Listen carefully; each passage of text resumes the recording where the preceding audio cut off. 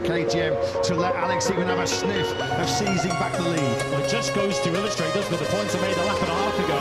Turn 15 is the key to this Grand Prix. It's about how they get off that final corner. This time it was Alex who had a slightly soft Under 14 and 15. Who's got the better drive grip?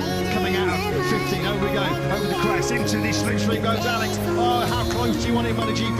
And Alex Marquez once again seizes back the lead here in this epic sprint. This nail-biting sprint here in Portimao. It's back in the hands of 73. Surely aqosta's going to attack again straight away. Not close enough though this time, up behind Alex Marquez. So turn 5 now is better shot. Alex slightly wide, only by a half a metre or so, which puts him wrong footed now into 4, and aqosta gets a run on it. Marquez knew he braked so late there in 2-3. He was thinking, well, if aqosta's going to come through, goes down, attacks again down the end of turn 5. It's almost a block pass. He parks the KTM in the middle of the corner. Alex Marquez almost made contact. Front tyre from Alex almost clipping the rear tyre of aqosta's KTM. What a sprint. I'm just looking at our company voice window. The crowd are on their feet. They are loving this here in Portimao. And still in contention. They can't shake him off. He's Bezzecchi from pole there in P3. It might only be 12 points, but Pedro aqosta is attacking and defending for his life here up against Alex Marquez. On top of that RC16, but this is where he's susceptible. It seems like the Ducati gets the better drive over the hill. And once again, Alex Marquez levels him in the braking zone. aqosta can't turn in. And we've seen this move, haven't we, 2 or 3 times already in this sprint. aqosta though now goes side by side through turn 2. Door slam shut once again. 73 versus 37. Look how defensive Alex Marquez goes. Alex Marquez now out of picture and out of sight as far as aqosta's concerned. Across the line we go then to start the penultimate lap, and Alex Marquez's lead is 6/10 of a second. Yeah, this one looks like it's over. This one looks like it could be over as a contest. What a contest it was up until about lap 9 or 10, until Alex Marquez decided it wasn't going to be a contest because he's got such great late race speed. 6/10 of a second was in lead over the line. Bezzecchi was faster as Aldeguer dive bombs Binder. That's a proper send on the inside of the South African into turn 3. Back at the front then.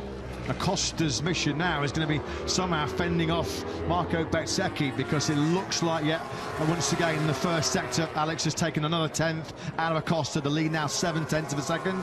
As it stands, Bezzecchi would open up a further 3 points over Pecco Bagnaia in their battle for third in the championship, would extend it up to 8. If he could pass Pedro aqosta, that would be worth a further 2 points for the Aprilia star. So plenty up for grabs here for Bez. aqosta's hopes of finishing third in the championship might well be taking a seismic and decisive blow on this Saturday afternoon.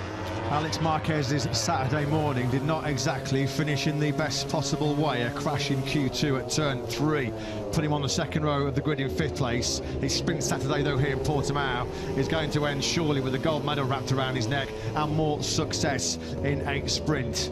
The gap has come down to just under 7/10 of a second. Alex though surely just stage managing this at the front. Surely he's not going to let aqosta and Bezzecchi come back into contention. You can just see there Alex tucked in ahead of aqosta. Let's just check the gap then between the top 3 as we start this final lap of what has been a tremendous Tissot sprint here in Portimao. Alex's advantage is actually down to under half a second. We might be destined for some late fireworks here. Yeah, it came down. His advantage came down because he did a 39.6, his slowest lap of the sprint.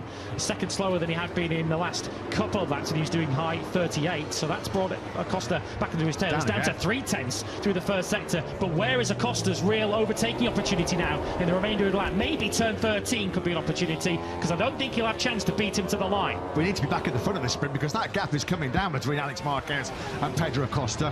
This is a battle that was raging for 6th place. We are back then at the front, and look at this. aqosta might be delivering some late fireworks here, because he's careering towards the rear tyre of Alex Marquez's Gresini Ducati. Well, we've had so much early drama in this sprint. Are we set for late drama here? Through turn 9 we go. Alex Marquez is now the one who's going to have to do some late defending. Yeah, stay tuned for a Pedro aqosta send. Surely he's going to go for it. I think turn 13 might be a best opportunity, because as I say, I don't think he can beat him to the line. He needs to get a good run through 12. He's not close enough. You can see Alex spinning up there through 12, which puts aqosta right behind him. aqosta then now glued to the rear tyre of Alex Marquez, but that was a big overtaking opportunity. That has gone. It's going to be a bold and brave move in the extreme now for aqosta to find a way through on Alex Marquez with just 2 corners left of the sprint of 2025. aqosta is built building. He's trying to build on that KTM. Will Alex Marquez hold on? Alex Marquez another big rear tyre slide on the Grisini Ducati, but it looks like Alex will win a classic sprint here in Portimao. What a showstopper that was. And the best advert you'll see from MotoGP. Alex Marquez takes the victory.